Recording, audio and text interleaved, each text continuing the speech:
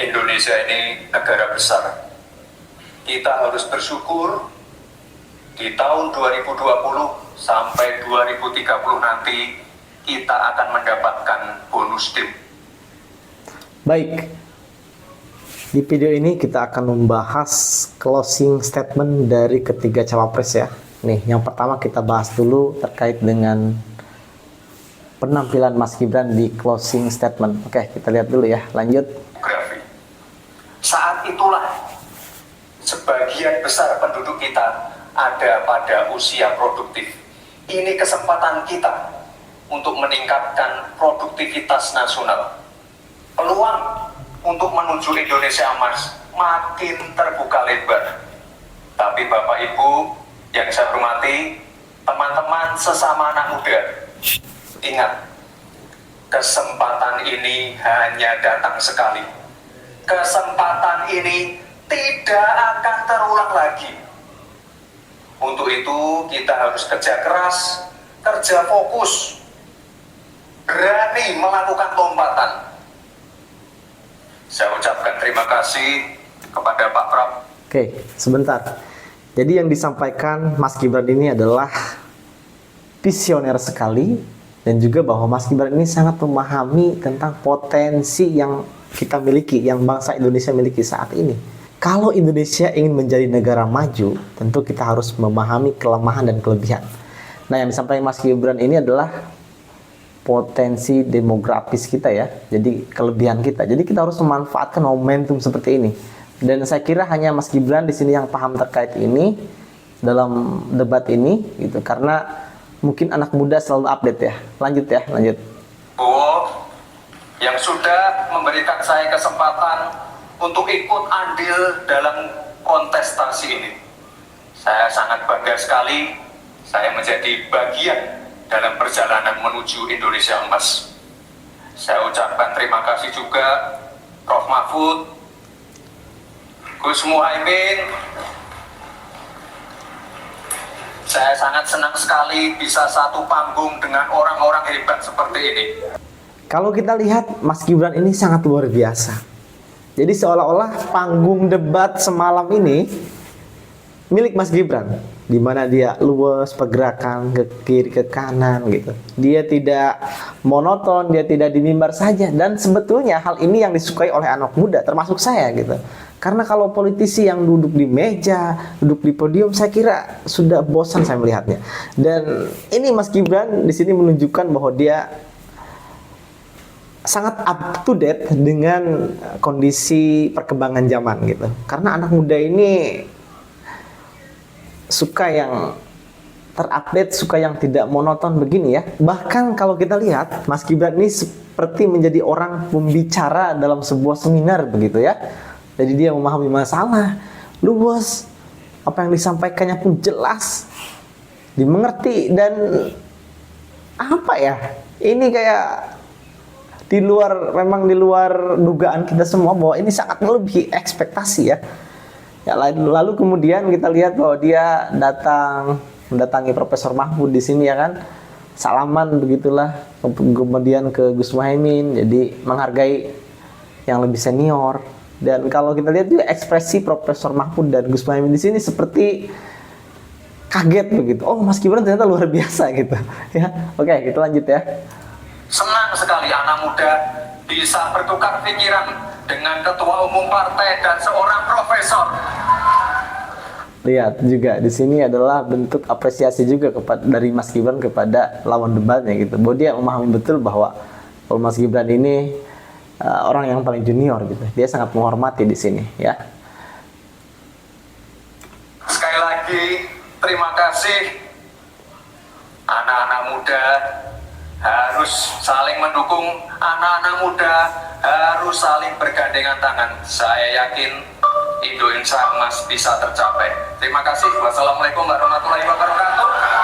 Selamat Natal dan Tahun Baru. Manajemen waktu yang sangat pas dari Mas Gibran ini. Kemudian juga di closing statement ini ditutup dengan ucapan Selamat Natal dan Tahun Baru. Jadi ini kan momen yang sangat pas sekali gitu. Tentu hal ini juga akan menarik perhatian dari teman-teman yang merayakan Natal gitu ya.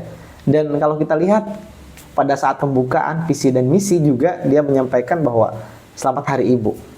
Dan ini tidak disampaikan oleh Wapres lain tentunya. Di sini juga ada nilai plus bahwa Mas Gibran ini benar-benar up to date dan memang anak muda itu selalu memberikan kejutan gitu ya. Tidak monoton, selalu membuat inovasi dan kreativitas gitu, luar biasa. Dan selanjutnya kita akan melihat closing statement dari Gus Muhaimin dan juga Profesor Mahfud MD. Ya, sebentar. Calon Wakil Presiden nomor urut 1 Bapak Muhaimin Iskandar untuk menyampaikan pernyataan penutup. Waktu ada 2 menit. Terima kasih. Sarung adalah simbol kesetaraan dan keadilan. Sarung itu lembut, tapi di tangan orang yang baik bisa jadi selepet atas ketidakadilan dan kecurangan. Selepet. Yang tidak ada dalam kebijakan ekonomi kita saat ini adalah keberanian untuk mewujudkan aturan main yang adil dan keberanian untuk berpihak kepada rakyat. Nah, kita lihat di sini closing statement dari Gus Muhaimin. Saya kira sangat monoton dan kurang menarik gitu. Di sini lihat konteksnya juga dibaca gitu. Ini kan hanya pesan ya. Memang tidak masalah mau dibaca atau tidak gitu. Tapi bahwa kalau kita lihat seperti tidak kurang menguasai gitu ya kan.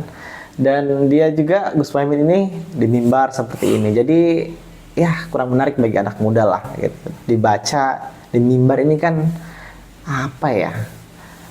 Saya pun bisa gitu, anak SMA pun bisa ngomong kayak gini sambil dibaca ya kan. Ini dokter loh, ketua umum parpol, cawapres yang katanya hebat dari Mas Gibran, kata yang membuli Mas Gibran sih ya. Jadi kita lihat nih, oke lanjut. Itulah kenapa kami menggagas Slepetnomics sebagai solusi ekonomi kita. Oke, kita agak cepatkan ya. Dengan Slepetnomics kita pastikan pembangunan ekonomi Indonesia dikerjakan pakai hati, pakai otak. Sekali lagi, pembangunan Indonesia dilaksanakan pakai hati, pakai otak. Mari kita berdoa, semoga insya Allah saya dan Mas Anies memimpin Indonesia. Kita kerjakan pembangunan dengan menggunakan pakai hati, pakai otak. Nah, pakai hati, pakai otak, bolak-balik di sini berapa kata ini ya. Jadi saya kira penghamburan waktu juga di sini, katanya diulang-ulang begitu ya. Semoga kita senantiasa diberi kekuatan untuk mewujudkan perubahan bagi bangsa kita. Amin. Baik. Ingin dimanfaatkan waktunya cukup, Bapak? Nah, beda dengan Mas Gibran ya. Mas Gibran di akhirnya itu ditutup dengan Assalamualaikum, kemudian juga mengucapkan tahun baru dan seterusnya gitu. Jadi benar-benar memanfaatkan sekali momen-momen hari ini gitu. Dan di sini Gus Muhaimin seperti kehilangan kata-kata karena yang konteksnya, yang teksnya yang dibaca itu memang dia berdasarkan teks aja ya. Oke, saya kira ini masih di bawah Mas Gibran terkait penguasaan dan juga performanya begitu ya, penampilannya. Kita lanjut ke Profesor Mahfud MD. Menyampaikan Saudara-saudara seluruh bangsa Indonesia, kami Ganjar dan Mahfud ingin memastikan untuk menyelenggarakan negara yang bersih melalui penegakan hukum tanpa pandang bulu. Ganjar Mahfud menyiapkan 21 program unggulan senilai 2.500 triliun rupiah selama 5 tahun, yaitu 1. 17 juta lapangan kerja, 1 desa, 1 basket, 1 nakes, 3 uang saku. Ya, lagi dan lagi, mohon maaf Profesor Mahfud, saya sangat mengagumi Bapak. Tapi ini sekelas profesor, kok pesan-pesannya hanya dibaca gitu kan, dibaca. Ada teksnya di depan podium gitu, monoton banget menurut saya. Bagi anak muda tuh kurang menarik tentu saja. Dan ini yang disampaikan Profesor Mahfud, visi dan misi di akhir gitu. Memang tidak masalah gitu. Padahal di awal itu kan cawapres ini sudah dikasih kesempatan untuk memberikan visi dan misi, tapi ini di akhir. Ya mungkin strategi atau gimana saya kurang paham begitu ya. beda sendiri Mas Gibran itu, ya kan? Profesor Mahfud dengan Gus Muhaimin itu dibaca depan podium, tapi Mas Gibran dia menguasai panggung seperti halnya menjadi pembicara di acara, begitu, di acara besar. Seperti Mas Gibran ini pemilik panggung, pemilik acara gitu ya kan?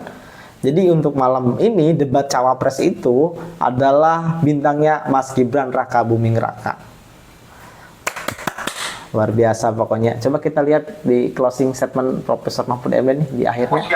4-10 juta hunian, punya rumah semudah punya motor. 5 sekolah dapat gaji, lulus pasti kerja. 6 satu keluarga miskin, 1 sarjana. 7 perempuan maju. 8 buruh naik kelas. 9 kuliah gratis untuk anak prajurit dan bayangkara. 10 mudah berusaha termasuk UMKM dan koperasi. 11 masjid sejahtera, pengurus masjid terlindungi. 12 guru ngaji dan guru agama lain digaji.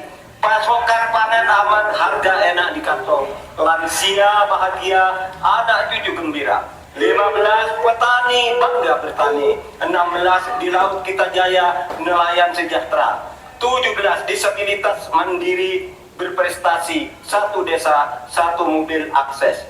18 internet super cepat, gratis dan merata. 19 bansos pasti lanjut tapi harus tepat sasaran. 20 sikat KKN, dan terakhir KTP Sakti. Segala kebijakan pemerintah harus mengutamakan kemakmuran dan kesejahteraan rakyat, termasuk memelihara fakir, miskin, dan anak terlantar seperti ketentuan pasal 34 ayat 1 Undang-Undang Dasar. Semoga niatan baik dan keikhlasan kami mendapat ganjaran ilahi dan tercatat di Lauhil Mahfuz. Selesai. Kita berikan Lagi dan lagi. Memang bagus manajemen waktu dari Profesor Mahfud dibandingkan Gus Muhaimin. Tetapi tidak bisa memanfaatkan momentum ya, momen gitu. Momen hari Natal, tahun baru juga tidak diucapkan. Dan saya kira itu menjadi nilai plus sendiri untuk Mas Gibran gitu. Luar biasa debat cawapres perdana kali ini memberikan tontonan yang sangat menarik bagi kita semua. Lagi dan lagi bahwa Mas Gibran di sini memberikan kejutan. Mas Gibran ini menurut saya tampil melebihi ekspektasi saya pribadi. Dan bahwa di sini membuktikan bahwa anak muda itu tidak sekecil yang para orang tua bayangkan. Tidak seremeh yang mereka katakan. Para politisi senior, para orang-orang yang menganggap masih bocah ingusan. Inilah anak muda, bahwa anak muda Indonesia itu luar biasa. Anak muda itu selalu up to date. Dan saya kira bahwa hari ini kita sepakat semua bahwa Mas Gibran yang tadinya dianggap remeh ternyata memang memberikan kejutan yang sangat luar biasa. Dan saya kira bahkan banyak sekali nih para swing voters yang tadinya belum menentukan pilihan, ada juga ya akan beralih mendukung Mas Gibran karena Mas Gibran ini meyakinkan. Jadi sekali lagi bahwa di sini anak muda membuktikan bahwa Mas Gibran tidak sekecil yang mereka bayangkan, tidak sebodoh yang mereka bayangkan, tidak seremeh yang politisi senior bayangkan, bos. Saya sebagai anak muda bangga dengan Mas Gibran, terlepas dia mau anak presiden atau tidak, bahwa kalau anak muda dikasih kesempatan, maka inilah yang diberikan anak muda, memberikan kejutan yang sangat luar biasa. Dan orang tua atau para senior itu, para politisi senior, mereka bisa berbicara, tapi memang mereka itu menurut saya kurang mengerti tentang kondisi psikologis anak muda. Kondisi era digitalisasi saat ini. Kondisi era di mana anak muda sekarang itu berbeda dengan anak muda dulu. Anak muda zaman dulu. Bahwa sekarang itu zamannya sudah berbeda, bos. Era digital ini, bos, tentu beda. Semua akses informasi bisa diperoleh anak muda. Anak muda lebih up to date. Ya. Dan seterusnya dan seterusnya. Bahwa debat kali ini adalah milik Mas Gibran. Selamat untuk Mas Gibran.